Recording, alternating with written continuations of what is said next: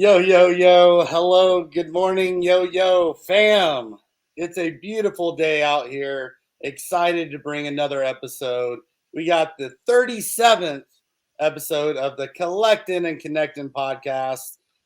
We have some beautiful people on here today. I don't know if you've heard or met them before, but we have Glenn Jammin. How are you doing, sir?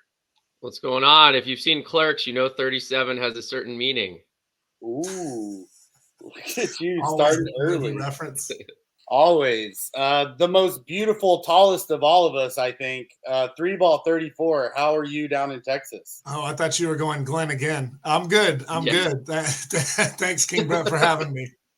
And I'm not going to lie. I'm a little jealous. I'm very pumped of our guest today, but I'm a little jealous because I even combed my beard this morning and I thought I was looking dapper. No, not what we have in By Top Shot Moments with, but how we look. But our guest today, that beard is amazing. We have Andy Mack. I can't stop staring. Dude, how are you?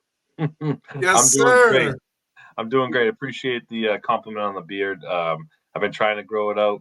I'm a teacher, so I try to look fresh, but I mean right now I'm just kind of rolling with it. Growing the hair out. Typically I have a buzz cut. Typically my beard's a little shorter. My wife told me I look like a mountain man. I'm like, I guess that's what I'm going for. But I can't stop perfect. Saying. I appreciate you guys having me on. Excited to be here.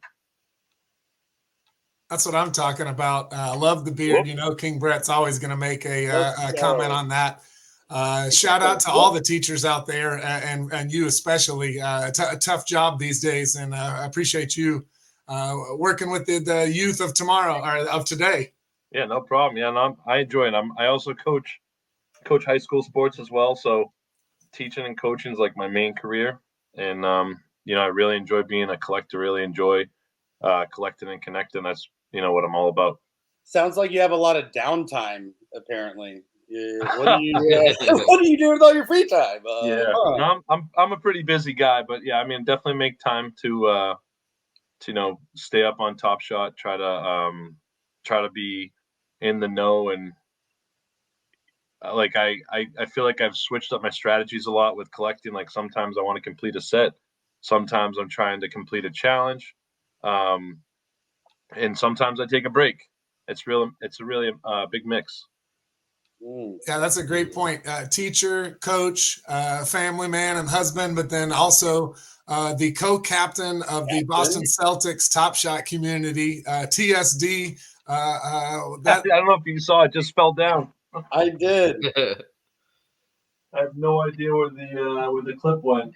He's like got all kinds of stuff back there. The NLL, the Top Shot shirt. He's like, I'm just gonna wear it. Yeah, you gotta fix that. About TSD Garden. What up? That's tight. I love the background of that being a basketball floor too. Thanks, man. Yeah, the TSD Garden banner was also signed by Blake Griffin, so that's pretty sweet. One of the other captains. I don't know if it was Faldo or Billy Topshot. One of them got Blake Griffin to sign it, so that's pretty sweet. Oklahoma University's own. Shout out to Torque. That's badass. As the captain of the Celtics, a historic franchise, I'm sure you have some really cool stuff to tell us today. We definitely have the usual segments that we'll get into, and we're definitely excited that you're here, buddy. Thank you, man. Yeah, happy to be here. So one thing I've definitely noticed of some in real life things that you've gotten to do, and Glenn's going to be excited about this because he loves anytime we get to talk about people playing actual basketball, getting in the gym and getting shots up. He's going to want to ask you questions and dig into your game. You've gotten to play with some collectors, get some other people together, IRL. Tell us about some of that as a captain of the Celtics community. Well, let me start with over the summer I went to Vegas. I went to NBA Con, and no way, that's badass. Yeah, I wanted to go to that. Yeah, so I went to see Wembanyama play, and one of the things that was organized prior to meeting or going to NBA Con was there's a captain for the Miami Heat, Dos Moniunos, and he basically organized a basketball run for us. And so we met up in Vegas with a bunch of other Top Shot collectors, and we played at this gym that was like inside of a garage, and it was really cool. So that was a lot of fun. That's awesome. And there was a bunch of people there that I wasn't expecting to see. Like it was like the whole Steady Breaks team. Shout out to Steady Breaks. Chewy showed up. What up, Chewy? Did he get some shots up? How was Chewy's jumper?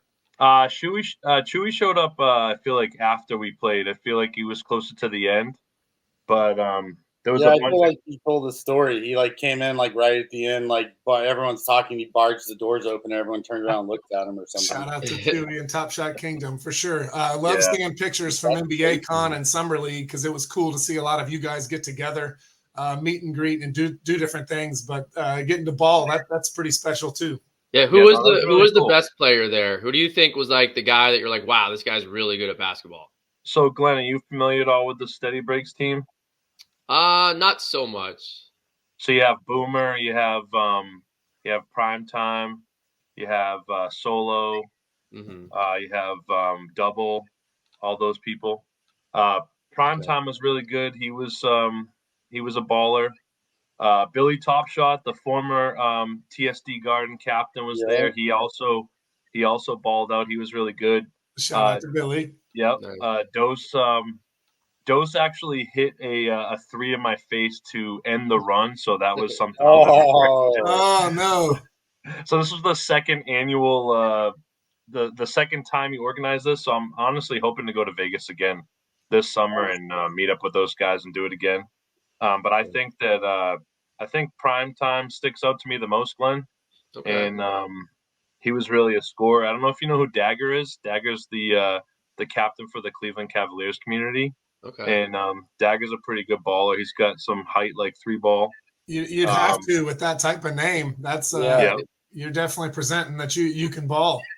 Yeah. So but when it comes back to the IRL and over the summer, we had a second annual type event where we get together. We got together in Boston. We were playing basketball on the out on the water.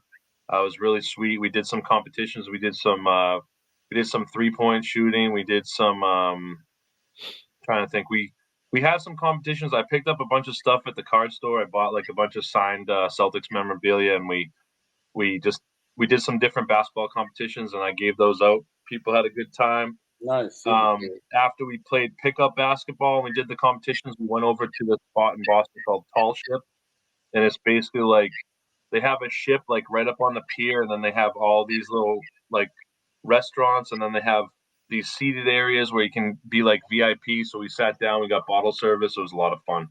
Wow. Be like VIPs. You mean you are VIP? Sounds like that's awesome. Like VIPs for sure. Getting the ball and then bottle service. That's awesome, man. So that was really fun. Yeah, that's good that a lot of people actually play ball too, and there's some people that are just fans, which is fine. But it's also cool if you play basketball, if you're in a league, or you just maybe you used to be good at basketball or whatever. We're all inclusive here at C&C, as you know, Glenn. But definitely love when somebody enjoys getting out there and playing, even if it's just horse and 2-on-2. Yeah, why are you calling me out there? Like, I mean, knockout, horse, around the world, I'll destroy all of you. Yeah, so I think the full game, like, I'm not trying to run right now, I'm trying to eat some popcorn, queso, chips. I think that's what we did, Brett. I think we did some knockout maybe. I know we definitely did like some maybe a 3-point contest. I'm just trying to think. I feel like we came up with maybe free throws. It was a mix. Yeah, that's awesome.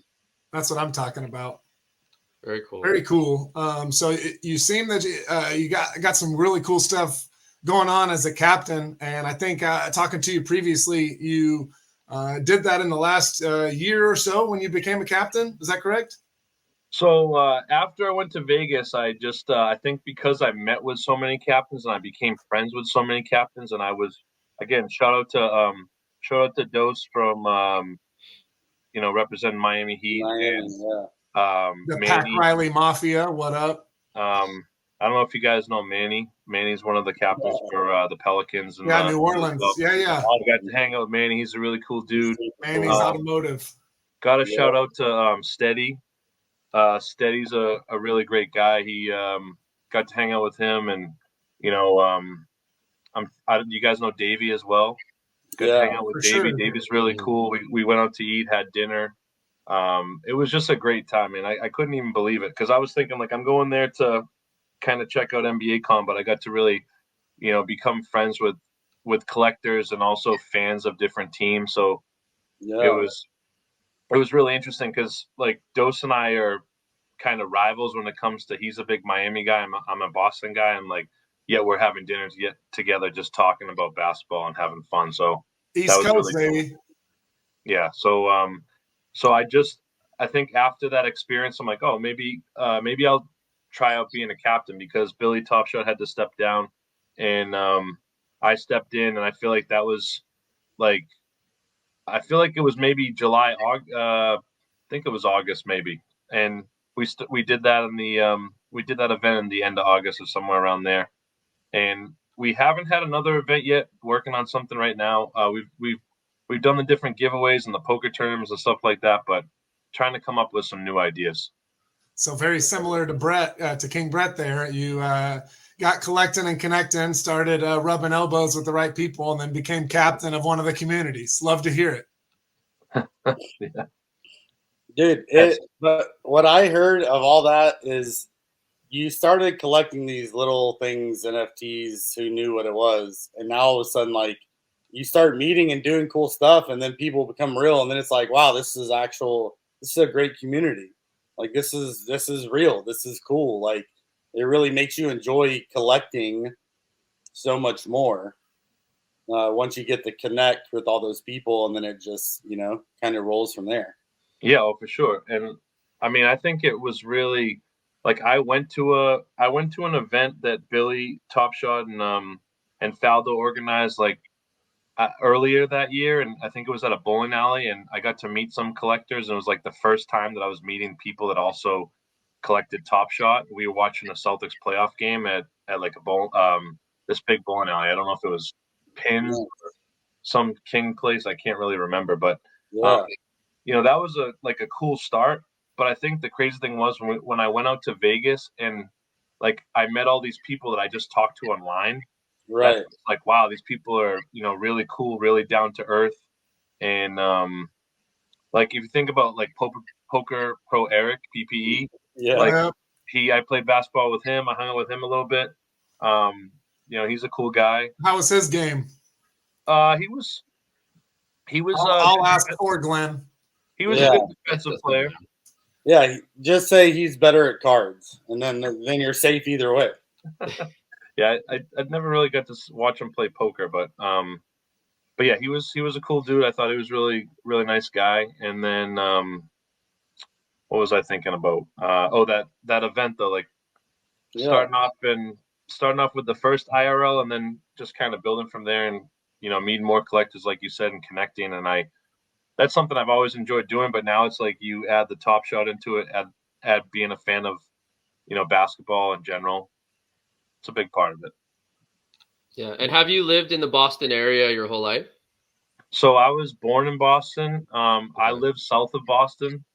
I've grown up, playing basketball in Boston in different leagues. I've been to so many Celtics games, been to plenty of Red Sox games, Bruins games. Like, I definitely have got the full Boston experience as a, being from around here. Like, I really enjoy the city. I don't live in the city, but I do love it when I go out there. Nice. And what do you think about this year? You pretty confident that they'll be able to make the finals? I have my concerns. I think we need to kind of strengthen our bench. I feel like Porzingis' health is going to be a big part of our success. I think Tatum has been excellent, but Brown has been inconsistent at times. So I think we can get there, but I don't think it's 100% guarantee yet. Yeah, this is like the Porzingis broadcast right here with the guys that we have on the show. You're preaching to the choir. We know all about him trying to stay healthy, and that being the key to success. So good luck. We hope he does. Yeah, I mean, we'll see what happens. I'm grateful I got to meet him. I went to a signing of his maybe a few months ago. It was at the South Shore Plaza in Braintree, one of our like big malls, and super cool dude. The line was like one of the longest lines I've seen. Everybody was ready to meet him. I think we were told that like he typically doesn't do signings, so it was really cool. That's awesome. Very nice. That's very cool. Very cool. Yeah, we love KP, and because you guys are in the East, and our connection to Treaticus, Sammy D, Bleezy, we have so many Celtics friends and collectors in C&C. So we're definitely fans of you guys and cheer for y'all. Well, thank you. We appreciate it. I mean, yeah, I even wore the colors today. You didn't even bring it up, especially right here in front of Glenn. We just want to. Glenn's a New York fan, I believe. Definitely, yeah, best team in the East for sure. Yeah, Boston's pretty scary this year. To be honest with you, I think Derek White is just someone that I don't think everyone knows him as a household name, but watching that guy play and watching everything he does on the court, defensively, offensively, he does everything. He's a quiet assassin, bro. Yeah, for sure.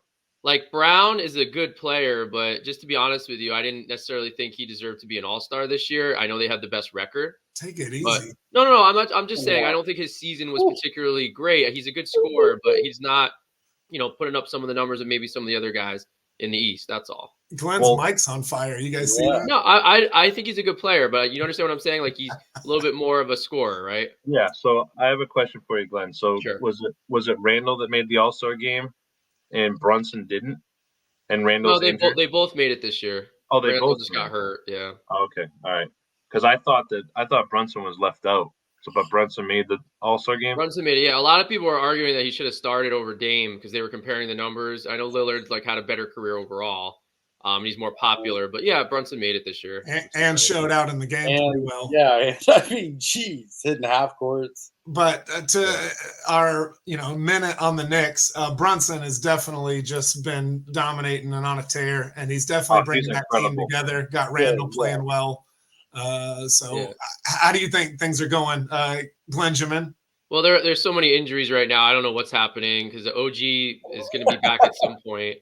Randall's still out. Like we have most of our best players are out right now. So I think we're going to have a rough stretch for the next 2 or 3 weeks until some more guys come back, honestly. But I would love to play the Celtics. If it was like the Celtics Knicks in the Eastern Finals, that would be really good for the league. There's a lot of fans on both sides. It'd be fun. I don't think we would win, but it would maybe be a nice series. Are you pleased with the trades that they made and the moves that they've been doing? I feel like they've been pretty active. Yeah, I am actually. Every move they've made, they brought in someone that's a good character guy, that fits the system. I mean, I love the OG trade. They as soon as he got there, they went on a big winning streak. They just haven't had anyone healthy right now. Mitchell Robinson's their starting center. He's been out for almost the whole year, or at least a lot of the year. Randall got hurt.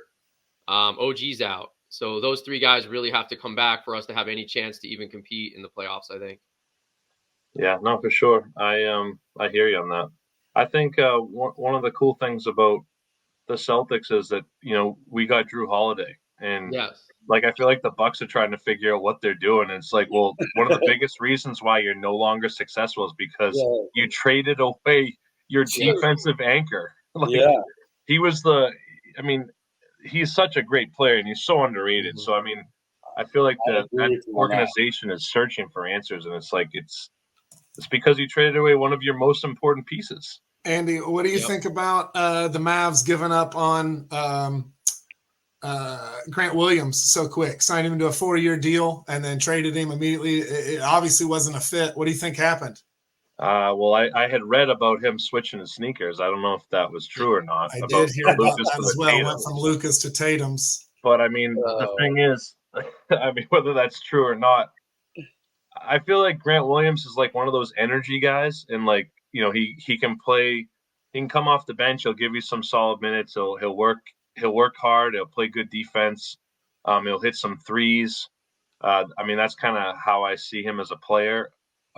He didn't do it for us, I guess, and that's why Wick and Brad decided they were gonna move on from him. But Well, it you were looks like mentioning from what I missing Oh, some go ahead. bench pieces. Do you miss him or Marcus Smart at all in the lineup, or do you think Holiday is doing a good job filling that? Yeah, I position? mean, just being loyal to players. Like I really enjoyed Marcus Smart's time here, and we definitely were surprised when we found out he was traded.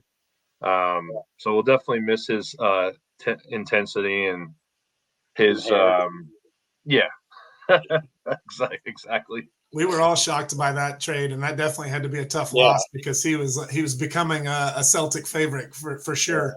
For sure, yeah. That was definitely a surprise.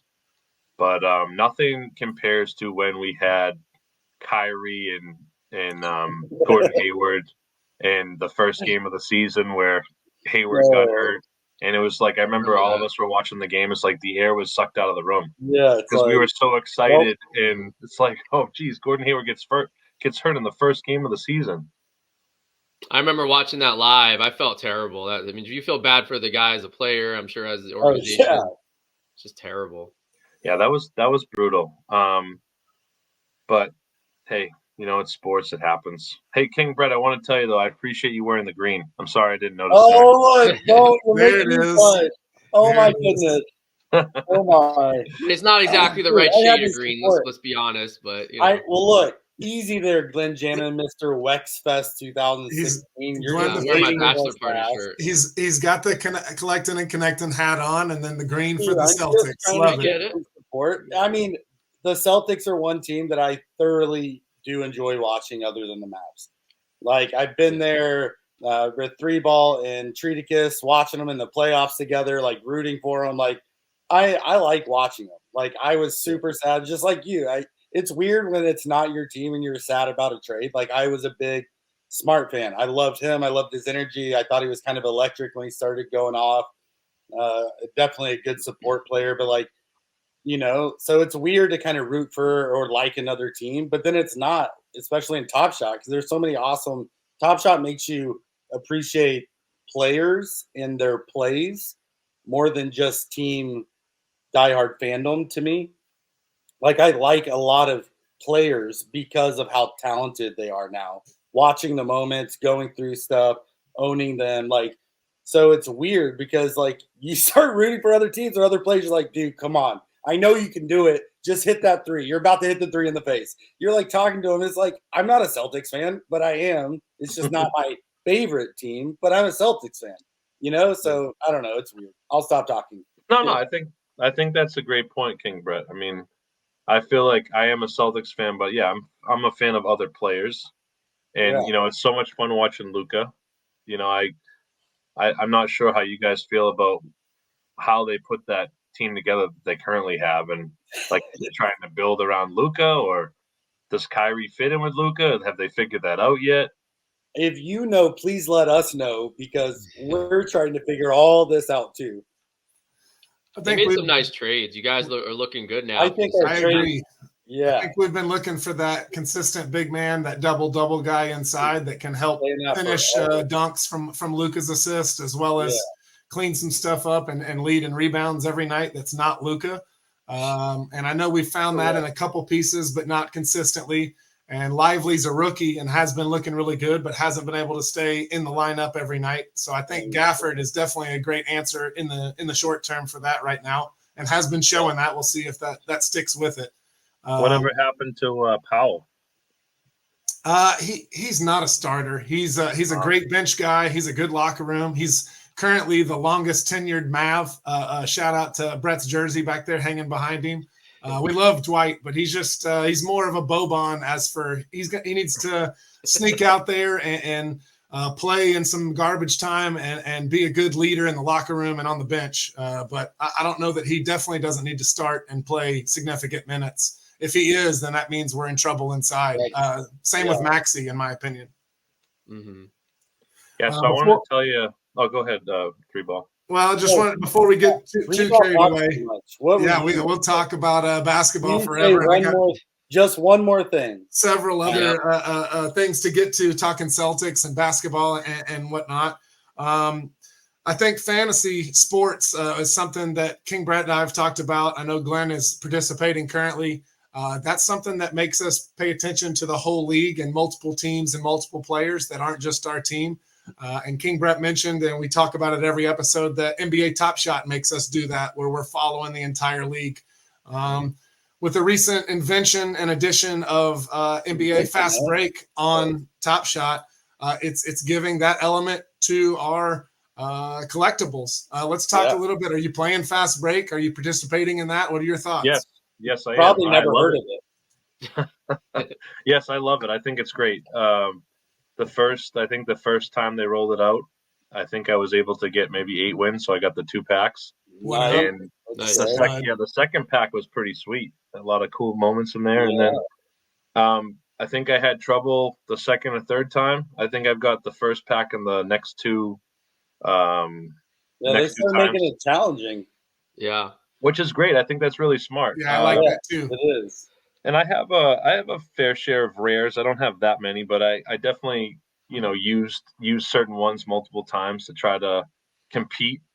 I don't think I've ever come close to getting one of the high scores, but I've been able to get the wins on a nightly basis. But this most recent one, I think I got like maybe 5 or 6 wins. So I missed a couple. How are you guys doing with it?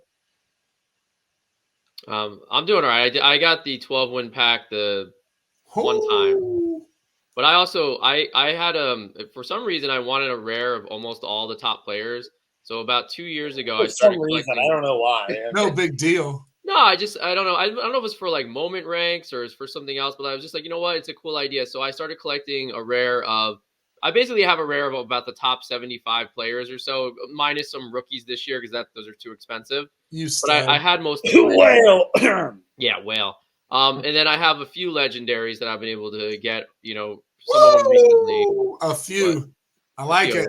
I like it. But it definitely helps when you have the rares. I definitely, it's hard if you already played someone. Like I used up Luka pretty quick this last time, and I really wanted to use him another time. And I'm like, oh, well. Yeah, so I don't know if you mind if I switch things real quick, 3-ball, with going from fast break to moment ranks. And I don't know if you guys were using moment ranks before fast break, but we were. I got super lucky. I pulled a legendary De'Aaron Fox. I don't know if it was sometime last year or when it happened, but I used him in moment ranks, and it helped me. It helped me win. They had a competition that was going on where there was a big dapper reward, and I used De'Aaron Fox for like a period of time, and I was able to win like a pretty significant cash prize. So that was pretty cool. That's awesome. And now you can use him for fast break, right? Yeah, absolutely. I think it's what legendary is for. Use him 4 times. Yeah. So shout out to Billy Topshot, who I think he was doing this projection thing, and I started to help him run it. And so we would release the projections on the Discord for moment rank, so people could have a better idea of like stats and how they're broken down and how you can select players for those nights. And his projection machine, whatever we were using, the software, really helped. Nice. Analytic Andy over here. I see you, big dog. Yeah, he's an analytic dude, so he passed it on to me because he was very busy. So I'm like, yeah, I'll take it over. I'll try to help. I'll try to help the community out and share it out to people, and it helps. Very cool. Yeah, the people that are good with the numbers and looking at those things like that are definitely doing better than the rest of us for sure. But well, we chat about the lineups all the time in the C&C chat. We post our lineups. We try to help each other a little bit. Oh yeah, no, absolutely. The C&C community is excellent. If I could meet Treaticus and sit down with him and have a beer with him and just listen to a story, like I think he's one of those excellent storytellers. Just based on what I've seen on Twitter, and I want to shout out to him because I've never met him. I don't really talk to him too much, but we know how he brings good vibes only, and we needed that 100%. The community and the fact that you guys put it all together is, it's awesome. Love to hear it. We definitely wouldn't be together without him. Yeah. What you got, King Brett? No, I was just seconding that, dude, for sure. Can you get the photo of them in the pool together real quick? Can you put that? Right, scrape that together. We got a great picture of King Brett and Treaticus in the pool together. King Brett and I have been lucky enough to meet Sir Treaticus a couple times. Dude is definitely a blessing to all of us. And Andy's, speaking of, he posted videos back in 2022 when we were all just having collecting on our own, and he brought us all the good vibes together. So definitely shout out to Treaticus. We wouldn't be here without him. Absolutely. Yeah, that was a great time because, you know, it's like we needed a savior, just someone who was positive that like you can be positive in a tweet, but it's like, all right, now you actually see a face, someone's singing, someone's making songs. A pitchfork, tap that app. Somebody who's hit a three over Scottie Pippen, somebody who can run for mayor. It's like the most interesting man in the world from Arkansas. Yes, very. Yeah, we love Treaticus. So let's get to these three cornerstone segments real quick, and then we can bounce back to some other topics I don't want to miss. We got some fun stuff today. We usually do 3 regular segments, Sticky, Icky, Wiki, name that player, and then we talk about your favorite basketball memory. So let's start with Sticky, Icky, Wiki. When we're on Wikipedia researching for this interview to talk to Andy Mack, we were looking up Celtics and different things there. We've gone really far back the last couple episodes, and I hope people are enjoying the historicalness, if that's even a word, it's of some of the things that we've been getting to. It definitely is.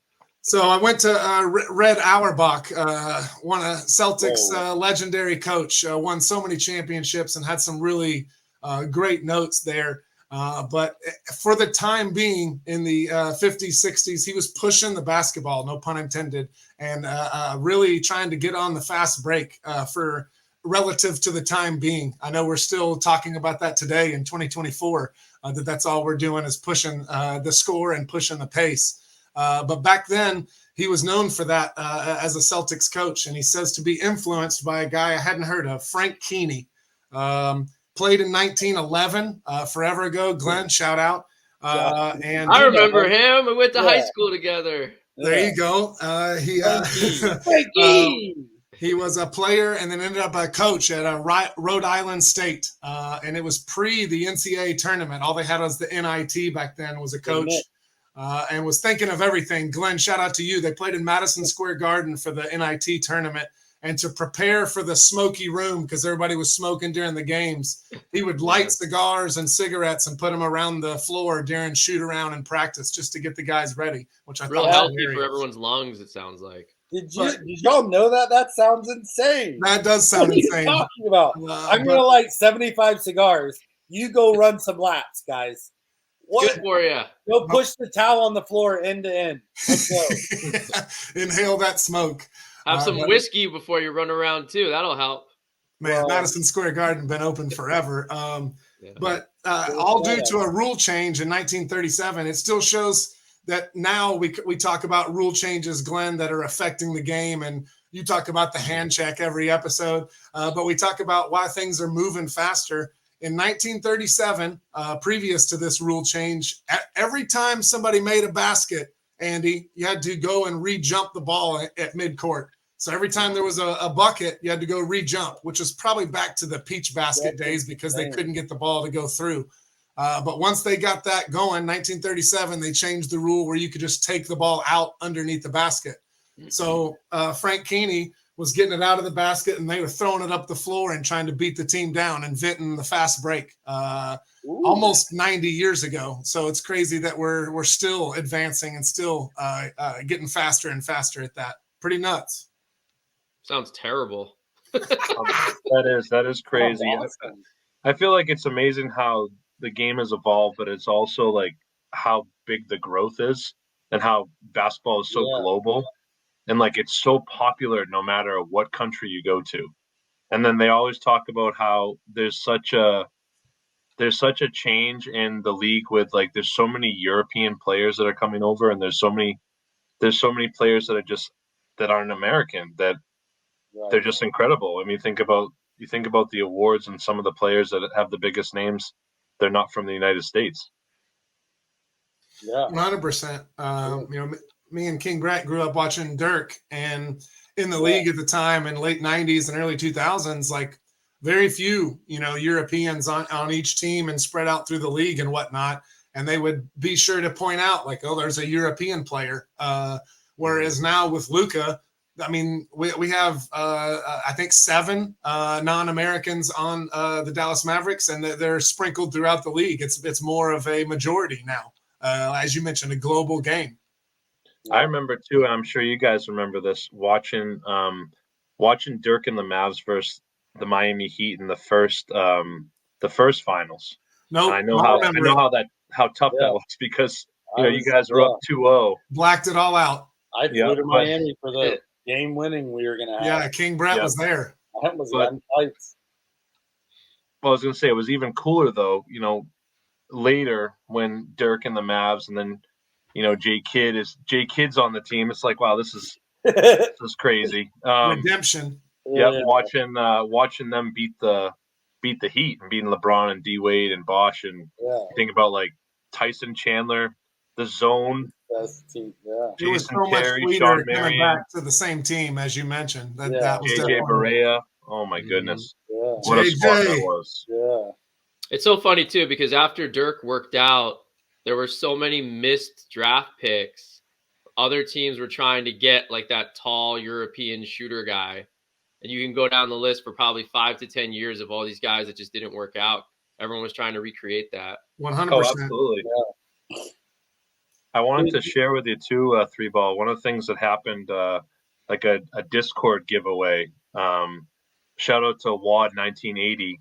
This was in the Boston Celtics Discord. It was Christmas Day 2 years ago, and he had 1 ticket available to give away. And I was like one of 2 or 3 people that entered the giveaway, and I ended up winning. And I was like, all right, honey, I'm going to the Celtics game. And she was like, what? Because it was Christmas Day. And I'm like, well, I've never been to a Celtics game on Christmas Day, and it was against the Bucks. So it was a big game. Wow. And they were great seats. It was like first row or close to the first row of the balcony. So and it was like smack dab in the center. So it was a lot of fun. So that was my experience, like getting to win a ticket through Top Shot and from another collector. Shout out to Top Shot. Cool. Shout out to Discord. That's so. King Brett sings the praise every episode that you got to join your team's Discord. 100%. Reason 1001 why you should right there. That's awesome story. Well, it's just a reason to believe in collecting and connecting. It's like if you have those experiences, then it just validates it. Yeah, 100%. Yeah. You've also just name dropped a lot of players from a lot of teams, which I know 3-ball's excited, and Glenn I'm going to say it right, Glengerman. Thank you. Is excited because our next segment is seeing if you know your team. Are you ready for that? Let's see. Take a deep breath. Yeah, I'll take a deep breath. I feel like I know most of the team. I'm probably I may make a mistake or two. We'll see. I think but we'll see. I don't want to set expectations. Glenn hates when I jump out there. Glenn Gammon played in 1911, so players can date range all the way back to then. So just prepare. Glenn, I have a picture of the jump ball after every basket. One of the players from there. Now, lately everyone's been pretty much getting 3, maybe occasionally 2. So we are trying to make it a little more difficult. I don't know how old you are, how long you've been a Boston fan, but 21, obviously. If you're What's a big your guess, Glenn? How old do you think I am? Oh no. I don't know. You're probably. See these white hairs? Yeah, I mean, I have a lot of gray. Maybe you're probably low mid 40s like me. I don't know. I'm 36. Okay. I would have said mid 30s. That's what I said. 30s. Yeah, that's it. Name that player. Well, hopefully I didn't go back too far. Brought to you by Just for Men. Get that gray out of your beard. Dude, I need it. You got too much gray. All right, I'm excited. All right, let's do this. We got 3 players on deck. We'll go one at a time. When you know it, say it. Name that player number 1. D Brown. There you go. There he is. You So you saw the dunk contest. Jaylen Brown tried to kind of do something, but not quite right. I watched the full dunk contest, and I was a little disappointed with that. But hey, he said he was just happy to be there, and we're grateful that someone like him, an all-star, someone who has a bigger name, has the testicular fortitude to enter the dunk contest. So respect. At least he participated. Yep. Who do you think started the trend of not participating? I don't want to go there. Thank you. Well, everyone's pointing at LeBron. I mean, especially Stephen A. Smith, because I think about someone like Blake Griffin, who was an excellent in-game dunker, and he did the dunk contest. And I thought there was an interesting thing that came out where Aaron Gordon has like the most 50s, but yet he's never won a dunk contest. So that's a crazy stat. But when you think about like years ago when you have Dominique Wilkins and Jordan participating, it's like, so why aren't the other stars? We would love to see like Anthony Edwards, Ja Morant, Shai. It's like I think they're just afraid to lose because they're afraid it's going to hurt their brand somehow if they don't win. But I don't think you're right. I don't think that's the case. I think some people are saying that they're afraid that like they're just going to be embarrassed, or there's something that's going to like swirl around on the internet, but it's like that happens already anyway. Yeah. So what does it matter? I'm not going to live up to people's expectations. Welcome to being an American. Yeah, like in their first or second year, they should check it out. Maybe before they become more of the superstar, but they're good. They're trending in the right direction. Rookie, sophomore season, give it a shot. Stack them rooks. Shout out. Name that player number 2. Let's do it. Glenn Big Baby Davis. Oh, full nickname and everything. Wow. Big Baby. He looks like a big baby. Shout out to LSU. What up, Torque? It makes me think of the game where he hit a game winner and then he pushed the kid in Orlando. I like him better now. He looks, that's awesome. He's an interesting dude. He was playing in the Big Three, won a championship in the Big Three, and then haven't really seen him since. I think about that GIF online where he's doing the mouth. GIF. You think of him and Nate Robinson, Shrek and Donkey. Shrek. Yeah. All right, 2 for 2. We were calling it so far, thinking he was going to go perfect. We'll think see. He's got this one, but this is going to be a fun one. I got to start making it even harder, I guess. It's hard to find good pictures when you go back further. On the internet, they're all grainy looking, Yeah, I hear you. Yeah, what pics are you looking at? What up? Yeah. Well, now that we want to get into that. Name that player number 3. That is Rafe LaFrance. Nice. I thought these were a little more difficult. You killed it. No, I think for someone who's a newer Celtics fan, they wouldn't know who he was. But I remember watching him play. I remember looking back too. He signed a pretty big contract with I think maybe it was Portland. I'm trying to think of who he was with. He got a big contract years prior. Do you remember what year he was drafted? I was actually texting with the guys about that. I was definitely 90. My guess is 93. Am I off? I think it was it 98?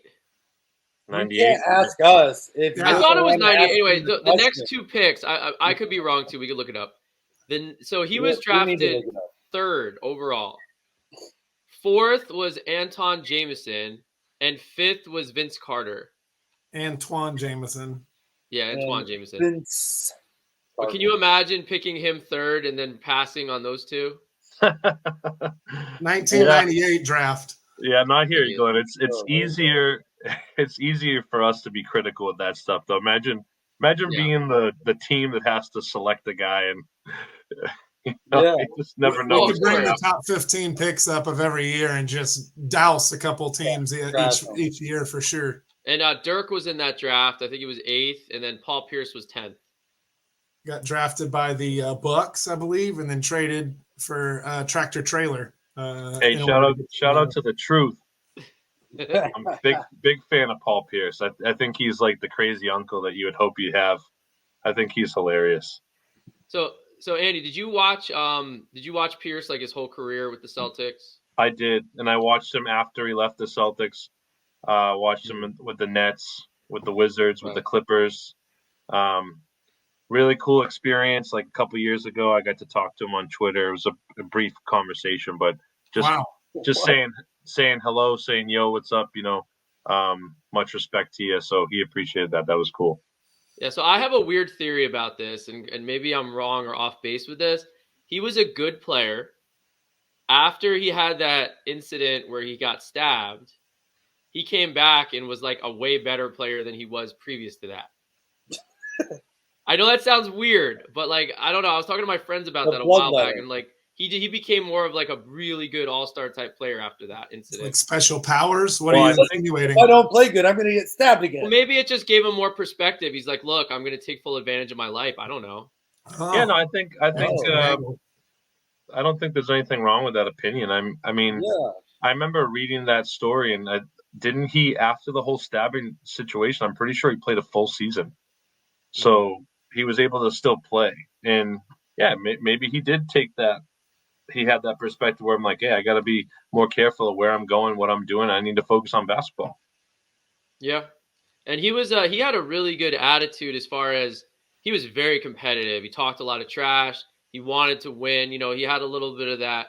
I don't know about if you want to say Kobe mentality, MJ mentality, but he had that attitude where he didn't need to be everyone's friend. Right. Oh, for sure. And I think unfortunately Pierce rubs a lot of people rubs a lot of people the wrong way, because his opinions can be, I don't know. Sometimes, I don't know if you guys listen to the KG Certified podcast with Pierce and Garnett, but sometimes he says things that everyone's like, what is he talking about?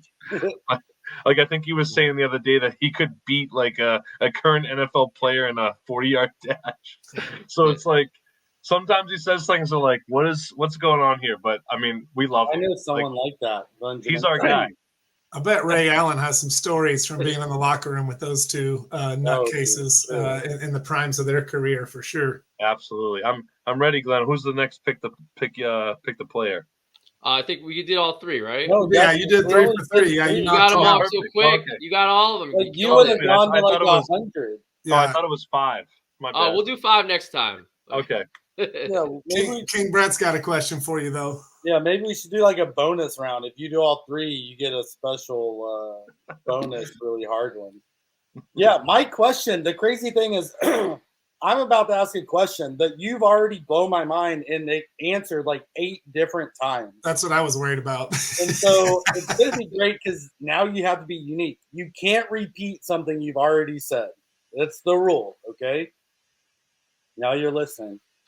The question is, something you haven't said already. Tell us about one of your favorite basketball memories. Whether it's growing up as a kid playing, a shot you hit, a game you went to, a game you took a girl to, like anything, player you met. It can't be something you've already said. Top Shot related. It has to be Top Shot related? No, I'm just saying it could. He's just, yeah. All right, I got one for you. So when I was a sophomore in high school, I tried out for the high school basketball team. I made the first cut, and then I did make the second cut. So things have changed a lot nowadays. Like when we cut kids, we have to have like a one-on-one conversation with them. Before it was all posted, so it was just posted on the door, like who made the team. Yep. So some coaches still might do that, but I have to. Any school that I've worked at in the last like 5, 8 years, I feel like they require us to do that. But anyway, so I got cut the second time as a sophomore, and I remember looking at the list. I didn't see my name. Went to the locker room, started crying. Was really upset, but based on that experience, I decided to put in work, and I started, practicing more, started playing more, played in off-season leagues, and I feel like my friends noticed that, and then the coach noticed that. So I came back the following year, tried out again, made the team, and then, I came back next year and made the team again. So Let's go. I played 2 years of high school basketball. I started a little later. Nice. But the Michael Jordan story over here. I love it. Don't Yeah, bring but up the GOAT all the time. Hey, he really is. He really is the GOAT. So if Three Ball thinks that, I 100% agree with him. True. I can't stand those comparisons. I really can't. He's in a league of his own. But I anyway, thought you meant people comparing you to MJ. I was loving it. I hate when they do that, man, all the time. 23. Yeah. Did you guys ever see the Scallenge? No. Okay, so think about Brian Scalabrine. So Brian Scalabrine used to he did this Scallenge where the average person thinks the average person that thinks like they're really good at basketball, why don't you come play an NBA player? Yeah. And so like guys that were very skilled, even some D1 athletes came and tried to play against Scalabrine in a one-on-one game, and he beat him every time.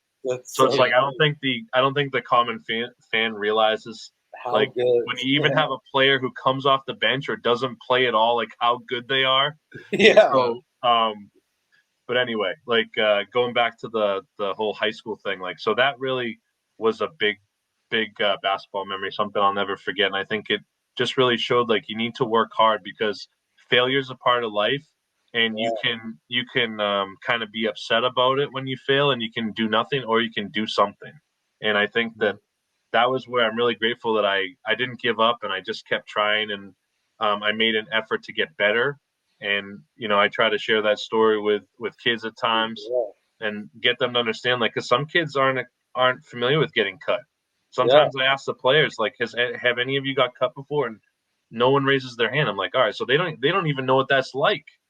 So some of them. So that's my basketball story, though. Yeah, I'm grateful. I played high school basketball. That was a lot of fun. Great story. What a great, not just story, what a great lesson, like for all of us. And even as an adult, which I consider at least 3 out of the 4 people on this, podcast, adults, like what a great lesson, even for now in life. You're not going to succeed at everything. Like the first time, that doesn't mean give up. Like not all of us are great at everything, right? You may be great at some things and then you go do something else and you're like, oh, like just put in the work. If it's important to you, put in the work. And hard work doesn't go unnoticed. That's a great point, King Brett. I mean, I think coaches and other players noticing how hard you were working, to prepare to get back to it. They're thinking, man, he's working harder than the kids that we got, and I think that's not everybody's working hard. So the lesson is to work hard and you'll separate yourself. Love it. We have a generation right now, of kids. Uh-oh. No, we have the participation lawn. trophies, right? And we have the kids that don't necessarily have the same adversity. Some do, but society tries to coddle the children more. And it may be at a younger age, it's okay if they get some, challenges, get some adversity with their life, maybe it would help them. Who knows? Yeah, no, there's a lot of great parents out there, which, kids are in a great environment at home and they show that in school that they're polite, they're respectful. And then there's a lot of children that are not like that. So I experienced that as a teacher and a coach. And I don't know what has changed. I don't know if it's the lack of parenting or, like you said, more coddling, more pampering, more entitlement, less accountability. All that stuff is going on, unfortunately. We could definitely go on a tangent here a lot longer. That's definitely a topic that's going on a lot of podcasts. But let's pivot a little bit, Friends Reference. So let's make a shout out to merch. TopShot has gotten some stuff out there. Shout out to that shirt in your background that you have. We got a couple things. I'm wearing one. King Brett's got a ton of stuff in the background. Andy Mack, you were wearing your TopShot shirt and you were going to a card show, I believe. They're in Boston, and I ran into another bigwig collector that we've had on recently. Talk about that. Oh, that was really cool. He had one of those infinite objects where he had those are sick, dude. He had his NFT on it, and I thought that was super cool, and I really wished I got one of those, because I think I told you, in my notes that this past Saturday, Faldo and I went to the New England Fan Fest, which was in Rhode Island, and it was a wrestling event, but Dennis Rodman was there. Wow. And so I got to meet Dennis Rodman. That was very cool. Got to meet him on Saturday. Another shout out to the Bulls. He signed a basketball for me. Got the NWO. Got a picture with him, which is really cool. Nice. But my thought was, because there's going to be a lot of Dennis Rodman fans, there's going to be a lot of basketball fans there. So Top Shot paid for a table. So they rented a table, helped me rent a table there, and also gave me something to like a memorabilia that I could help with trying to get people to sign up. And so Faldo and I had a table, and we talked to a bunch of people. We got some people to sign up. Some people talked to us about how they had previously signed up for Top Shot in the past, and so this kind of brought them back to it. And I had some guys ask me questions about like the packs that they had and what's going on with packs. I'm like, well, there's actually a pack marketplace now. So that was really cool. I was out in Rhode Island with Faldo on Saturday, and that was really cool. And then the previous time I went to that card show, and I ran into our friend who was on the I'm sorry, I can't remember his name. Josh, at Inspired by Mom. Oh, Josh, that's right. Yeah, so Josh and I got to talk, and I was wearing a Top Shot shirt. He's like, wow, you collect Top Shot too? So it was like a nice little moment. And we talked for a little bit, and we happened to be following each other on Twitter, but we didn't even know that. We didn't even know. So that was pretty cool. Yeah. But yeah, so the thing is, if you think about when you go to a card show, it's mostly cardboard, right? So a lot of people aren't thinking about NFTs. These are, card collectors. And so what we're trying to do is we're trying to get into those card shows. And I know I saw Treaticus at one time on his Twitter. Yep, so I'm like, oh man, I should do that too, because I love talking to people. I love connecting. I love collecting. So it just makes sense. Yeah, we need more people like you on the front lines and in places like that. The wrestling show is a great idea because it has to be kind of an untapped market. You mentioned people that had checked it out before, but there definitely has to be some people there that haven't heard of it. So I thought that's a really cool idea to cross over with Rodman. And definitely love people going to the card shows because collectors are collectors. And definitely love that Treaticus has gone out. We've seen several other people, and glad that you went out. It's really cool that Josh ran into you and that you saw the Infinite Object, the IO, which is a really cool way to show off your moments. And the only reason that he recognized you is because you were wearing the Top Shot shirt. And, just a shout out to merch and why that's so cool. I have a new highlight here this week for the first time ever on the show. We're going to highlight a piece of merch from the C&C shop.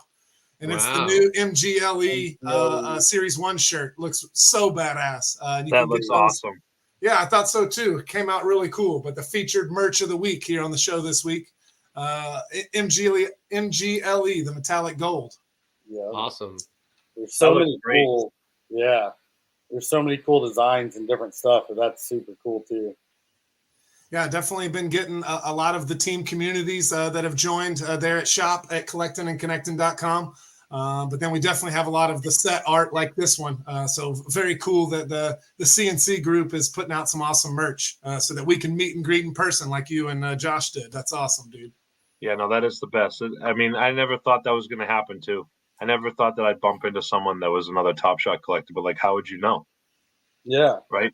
Yeah. Like I was in Rhode Island, and some random guys saw our table and they came up to me and they were like, oh yeah, I got into this when it first came out, but they just kind of stopped using it. Well, after people see you on this show, they'll recognize you're going to be like a celebrity now. People are going to be stopping you. Hey, can I get your autograph? We're getting out to all markets, all 10 Can you of our sign my viewers Infinite Object, please? recognize Andy Mack. We're going to have a clip of this on their IO and have you sign it. Can you sign my MJ is the real GOAT shirt? I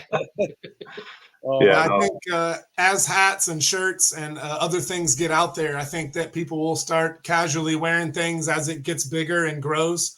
And I think we'll start running into random people. I think to your point, whether that's at shows, games, we were watching a game in the playoffs, I think on the Celtics sidelines, and the Utah Jazz captain, Colton, was on the sidelines wearing his NBATOPSHOT shirt, and I took a picture of the screen and sent it out, and sure enough, we connected that way. But I think we'll start running into more people wearing gear and seeing them out and about.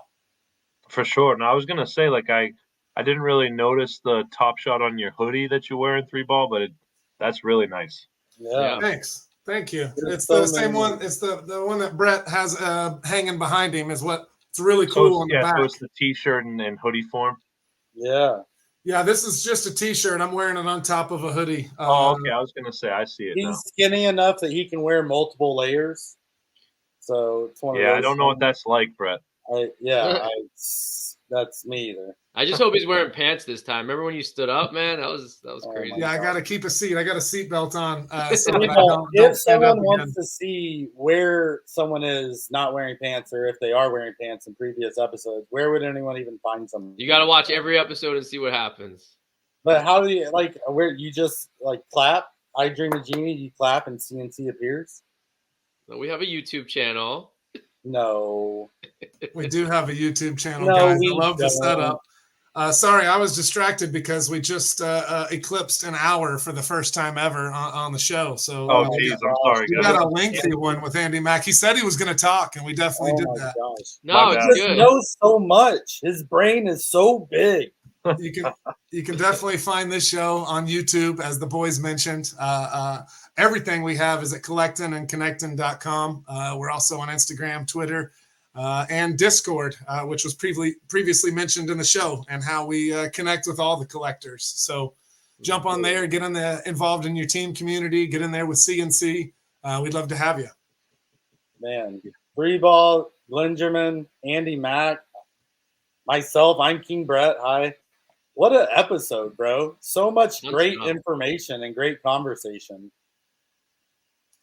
Love it. Episode 37. Can't believe it's flying by, having a great time. Andy Mack, thank you very much for your time today. You were fantastic, my man. Hey, thank you guys. I really appreciate you. Hey, shout out to all you guys. Shout out to all the collectors out there. Hope we can continue to collect and connect. Ooh, I like There you that. go. Glenn, what you got? That's I was just saying it was a dapper time. Everything seemed to flow. Oh.